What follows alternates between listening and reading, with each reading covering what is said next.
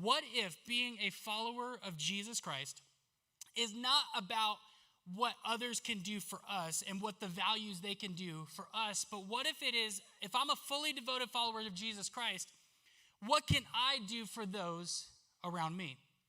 What can I do for the teachers, for the students, for the friends that I have? Instead of casting value and stuff that I need, what can I do for them? And over the next few weeks, we're going to go into this Forward the Valley because I believe that we have a great opportunity for the church that we have through Pastor Josh and SJ, that we believe that we get to go into our community, preach Jesus, and make this place packed. There are 264 seats on this lower level. My prayer is by the end of this year, calling Victory Youth their home.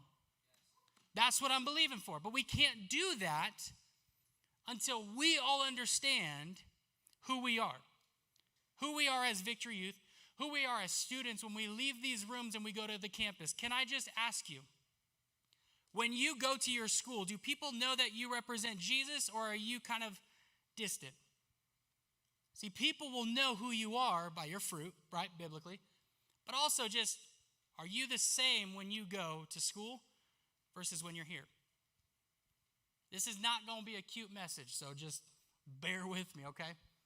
I do these things called big ideas, and the motto is if you don't hear anything that I say, you walk away with this. And my big idea for this one, it's more of a question, because it's something that I think all of us, whether we're in high school or in college or whatever, I think there's some spots in our lives that this question comes up. And the big idea, if you want to write this down, is, am I a clear representation of Jesus? Am I a clear representation of Jesus? Meaning, I come to youth group, it's dope, bet, awesome, cool. But when I go to school tomorrow, do people actually see Jesus? Do they see that I at least try? Or do they see something different? And we can't go and cast vision for our youth group and get 150 kids in the room. And I'm not about numbers, don't get me wrong, but every name has a face, every face has a story, and every story matters to God. So for every person that comes in this room, yes, it might be a number, but it is a person that matters to God. And so for us, I'm believing that we're filled here, not for the fact that we can say, man, we have so many people, but for the fact of, man, there are so many teenagers that are hungry and want truth and want relatable stuff and just be real, that they can receive it here. That when they get onto our campus, they feel Jesus, they see Jesus through you. So am I a clear representation of Jesus? And what it looks like for us and how we can go in about that is, how do we press in? There's a really great story in the Bible. Whether you have been a part of church or not, you know of this story. It's called the Good Samaritan, right? And we see that there are these religious scholars that come up and they say, okay, Jesus, how do we get to heaven? How can we make it to heaven? And that's where we find in Luke.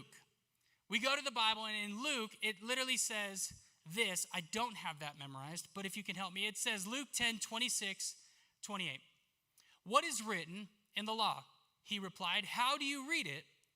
Then he answered in verse 27, love the Lord your God with all your heart, with all your soul, with all your strength, and with all your mind. And love your neighbor as yourself. And in verse 28, it says here, you have answered correctly, Jesus replied. Do this and you will live. My funny, I love when Jesus, people come up and give these, huge, crazy questions for Jesus, and he just, simplifies it, right? Anybody else like me? I overthink things, I overcomplicate things, and it's so simple. Cool, I'm not the only one. But I love how Jesus makes it simple. We serve a God who is in the details, but he likes to make it simple for us. And so he says all of that, and he goes into it, and they go, okay, well then Jesus, can you ask, who is your neighbor? Whoa, not me. Siri's about to get saved.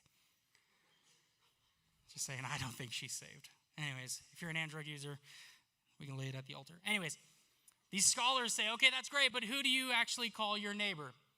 And so Jesus, what he begins to do is he tells stories, and Jesus is so great at telling stories, and he begins to talk about this man, and this man decides to walk on a road, and he's traveling, and then he gets beat up, he gets mugged, and he's left for dead. We all know in the story that a man comes by. The first person was a priest, right? And the priest sees the man dead, and he just walks on by. I love it because some people get really mad. It's like, why is a pastor doing that? And it's crazy. And to a point, yes. But context is king, right? And back in those days, there was priests, and they would actually have to go do this retreat at this one temple, and they would have to go through this huge cleansing process. And so on their way back, it's like 40 days too. It's like a ridiculous amount of time. And they go up there, and they go and they get retreat and refreshed and all this crazy stuff, and they come back down to go to their family. And if they touch something unclean, they got to go back up for another 40 days. How many of you know if you're away from people you like for 40 days and you have to go back, that can be wild. For me, it's Disneyland. I haven't been there in a while, and I miss it. Anyways, moving on. So this priest goes there, and he moves on, right? The second one was a Levite. They're considered pretty much the good guys, and they look down, and they see the man. What does he do? He continues to walk by. And then, this third man, and the crazy part is we don't know the times. We don't know how long this guy has been, like, almost dying, right? If you ever watch VeggieTales, they come every, 30 seconds, but vegetables telling the truth, come on, chill. Anyways, I think it's a little longer. VeggieTales, yo. But then we see the third person. We see this Samaritan. And the problem is the Samaritans and the Jews, man, they don't like each other. The Samaritans, to the Jewish culture, the Samaritans are no good. They're despised by the Jews. And what happens is this Samaritan, he actually walks by, and he stops, and he sees the man. I like to think that he was moved with compassion. And so he picks up this man, and he takes him to a hotel, and he talks to the innkeeper or the hostess with the mostess, whatever you want to call it, and he says, hey, man, I want this guy to stay here until he recovers. And if he stays longer than needed, I'll come back and I'll pay for it all. How many of you want to go to vacation with that guy? He will pay for your vacation. Come on, somebody. Right? Y'all are already back in school, and you're like, I need a vacation. It's fine. We'll pray for that. But this Samaritan, who's no good, who's not supposed to be hanging out with the Jews because they don't work well, steps out and pays for the favor. Now, what I love is Jesus pauses in this story, and he goes up and he says, okay, well, who of these three do you think is the neighbor? And of course, all the religious scholars, they're like, well, it's going to be the third one, the one who stopped and took care of him. And I love how Jesus, he goes, yep, go and do the same. Like, that's it. Go be like them. And I wonder, because as great as that story is, it's powerful nonetheless, I kind of like to put the Tim Livin translation, the TLT, you know? I like to get a little creative. Angelo, you know what I'm saying? I like to get a little creative, and I would like to think that Jesus, if he was standing right here in front of us telling this story, I think he would bring it into perspective. I want to share with you about a young man named Charlie. And Charlie was new to this city, and he was new to this school. And Charlie really didn't like being bothered. He was pretty to himself. He would have his backpack on, he would have his AirPods on, and he would just go about his day, right? And in this moment, there's these people that are trying to befriend him, try to get to know him. You know how it is, right? People you don't know, they look at you, they're like, okay, we can vibe with him, let's see if it works, right? But he just kind of wanted to be left alone. What happens is because no one knows Charlie, no one knows the struggles that he's gone through, no one knows his life, no one knows why he had to move. People started taking his silence as an attitude. They started taking him being alone as someone who thought they were better than everyone else. And so these guys start talking to each other and say, man, that kid's really bothering us, man. What the heck is his problem? I think we need to teach him a lesson. We need to give him the old welcome to the high school type of thing. And what happens is they start talking, they start moving and figuring things out. And they say, okay, well, Charlie gets out at 6th period. And so in between 6th period and 7th period, man, what if we just take him into the bathroom and we beat him up. We'll film it. It'll go viral on TikTok, and we'll make it happen. And I think what happens is in this moment, these guys are thinking one way, but they don't see the outcome. And so, word starts going around.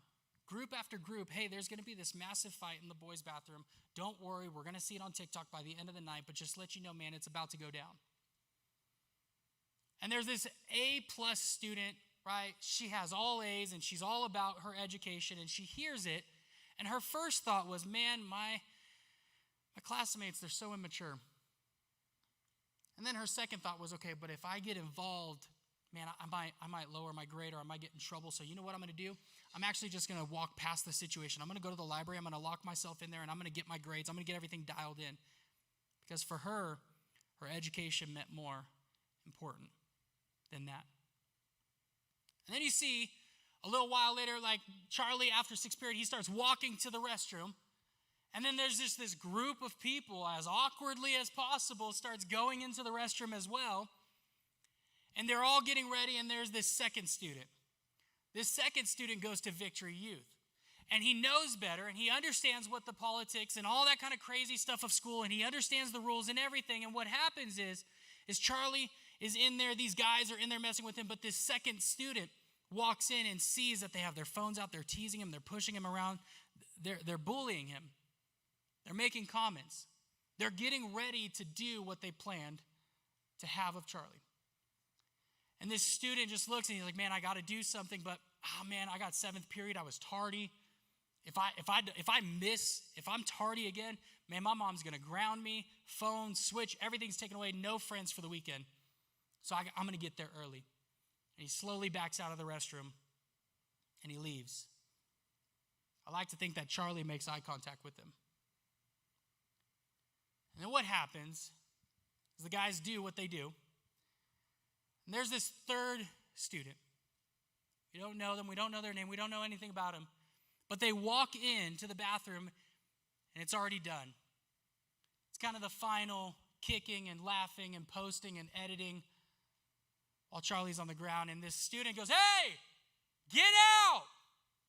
And he rushes through the crowd, and he stands in front of Charlie. And he watches as these people leave before he turns around. He picks up Charlie. He cleans him off. And he heads home. And he begins to walk Charlie home. Because the thought is we don't know if those guys would have ever came back to finish what they wanted. Or if even they wanted more. So Charlie has this guy and they begin to walk home. And this guy gets a click, being like, man, I think I need to be his friend. So the next morning, this guy walks up to Charlie's house and picks up Charlie, and they begin to leave. They start walking to school together. They start having lunch together. Come to find out that this guy actually goes to Victory Youth, and he brings Charlie. He brings this friends group, and I can always imagine, what if that second kid was at youth group the same time Charlie was? And the conviction of, man, I didn't do anything about it. And I would think that Jesus would stop in this moment and he would look to all of us and say, okay, who was the one that made it right? Who was the one that helped Charlie? Now, to us, it's obvious that the third one, but can I be honest with you? Sometimes what's obvious isn't always the right thing that we actually do. It's obvious to us, but sometimes we can't go that direction because of our reputation, our image, or how people view us. I'm sorry, but 10, 15 years from now, your reputation will mean nothing but what you leave behind. So you see this moment where Jesus is talking to these religious scholars and putting it into our perspective. He's asking them, and I'm asking you, which one are you? Are you the first one that, man, it's just education, it's this, I don't want to be bothered by nobody? Man, you probably have that come and go, and I'm just going to go? Are you the second one that actually knows better? But again, your reputation, how you're viewed by people, right? Or even like you're a good Christian here, but at school you ain't nobody know you represent Jesus? Or are you the third one that says, man, I can't let that happen. If I want to reach my school, I got to start with one. Can I tell you who I was? I was the second person. I grew up in church. I knew better. My mom was a kids pastor. I knew everything. I was born on Saturday and I went to church on Sunday. I knew better. But no one knew. No one knew that I was sold out for Jesus. They knew my mom. They knew what we did as a church. But no one ever came up to me and said, hey, Tim, man, I'm struggling. Can I get some prayer? Or, hey, Tim, like no one. Because why? I didn't. And I was only in high school for 2 years.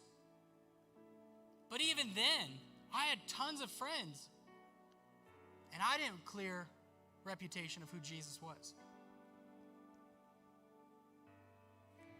And what I could have done if I just pressed in, if I just said, you know what, man, my senior year, I'm just going to go for it. They're not going to see me next year, so might as well go for it, right? Might as well. Can I tell you something?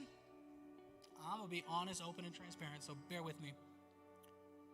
I'm real tired of teenagers and myself when I was a teenager that would say, man, my youth group's boring. We used to be on fire for God, but then y'all just sit there and do nothing. It's not everybody. Don't be that person.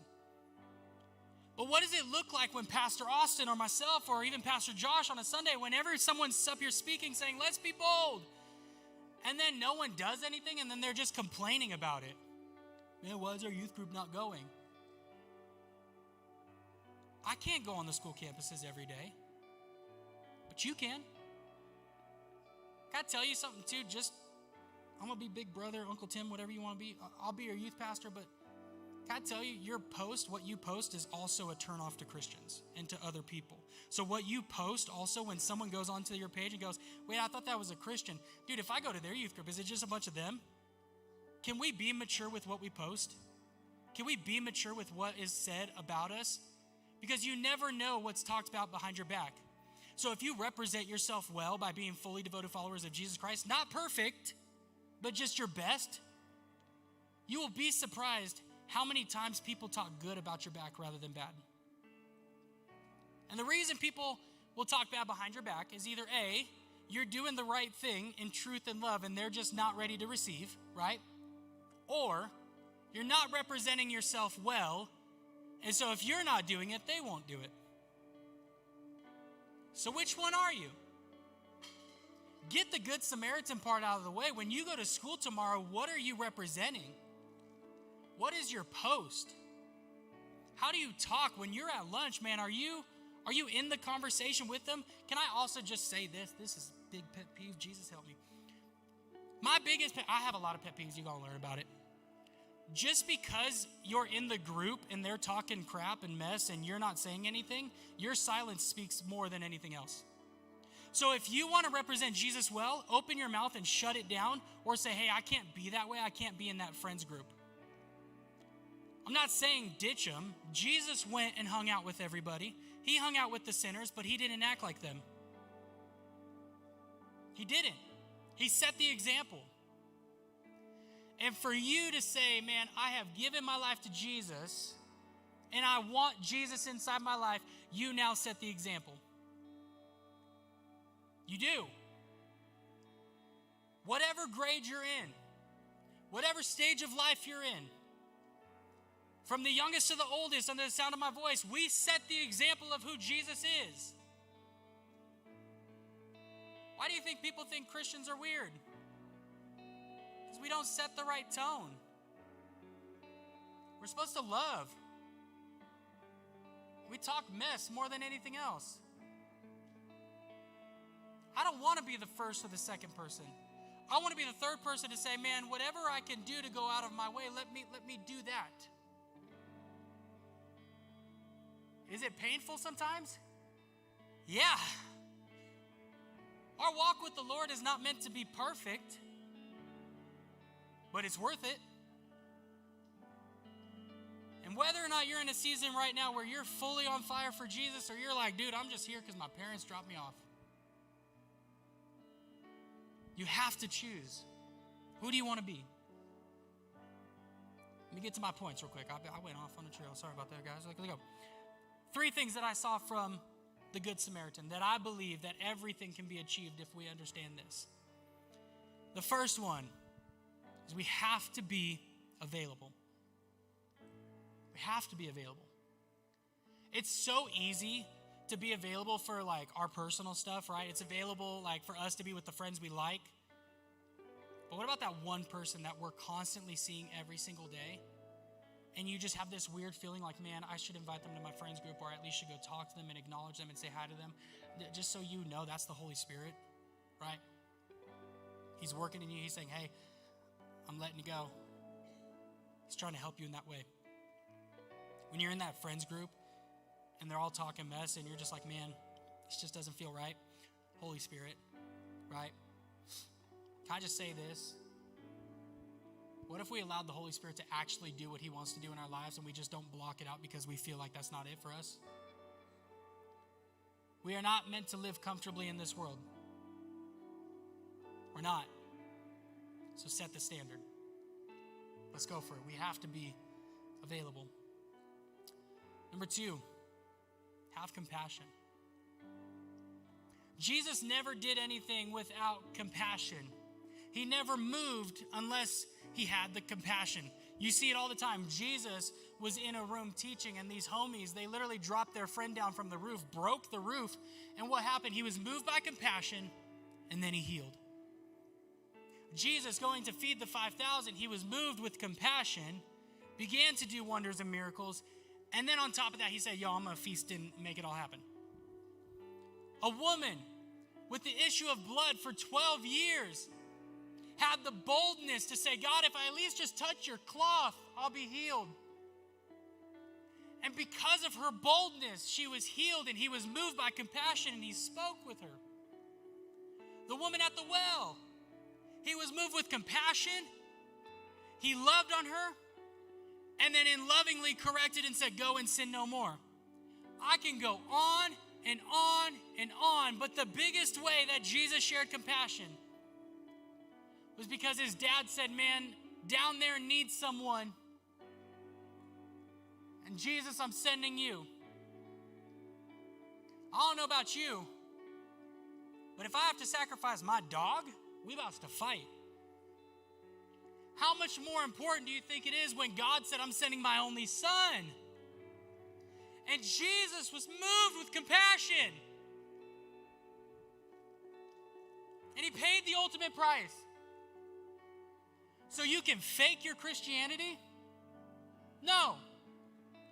So you can live every day to choose, God, I'm giving you my best.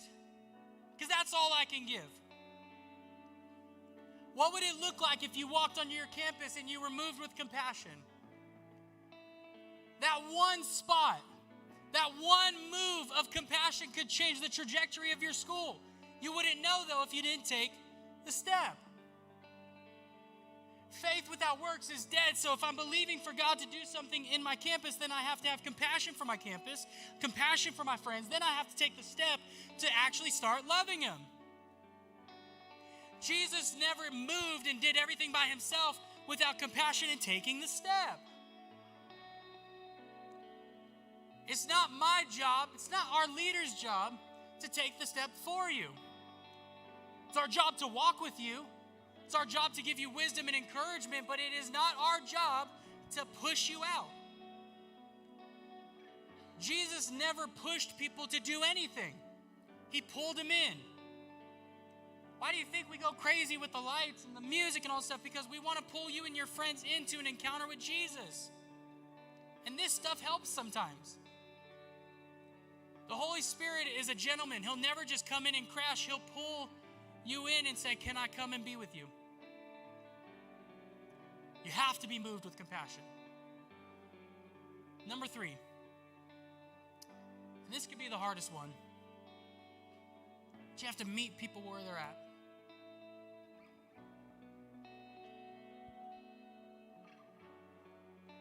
This one can hurt. Last night I was getting ready to go to bed, and yesterday just kind of felt like nothing was working. My AC broke down. I made fried chicken. It was burnt. It was nasty. It was disgusting. All this stuff. And it's like one thing after another. And I was like, you know what? I'm just going to go to bed. One of my best friends from San Diego calls me, shoots me a text and says, hey, have you heard from my wife? And I said, no. And tells me she up and left. I called him. I stayed up very, very late into the morning. I don't know what to say to that. What do you say to that? I just kept my mouth shut and just let him speak. It was long, but I met him where I was at. I met him where he was at. You don't have to be a perfect Christian to meet people where they're at. You just have to be available and have compassion, and they'll show up. Trust me. Your life outside of this church actually matters. Your life outside of your school actually matters. Your life outside of social media definitely matters. But you have to meet people where they're at.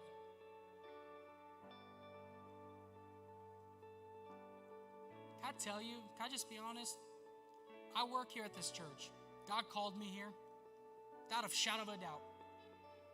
But there are some days where the enemy attacks and I'm sitting in my office up there and I'm like, Lord, why am I getting attacked in the church? I used to have a preacher always say, if the devil didn't attack you, then you're not worth his time, which means you're not doing anything. So I was like, okay, Lord, I get it. But it's real.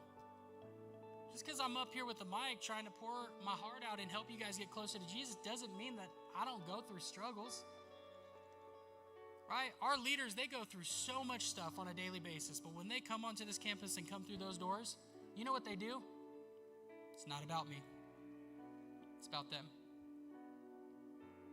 You'll never know on this side of eternity the impact of just pushing away to say, God, I'll meet people where they're at. I'll help out. I don't know what to do, but I'm here.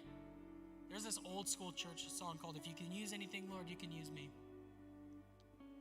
And best believe, if God can use me, He 100% can use you.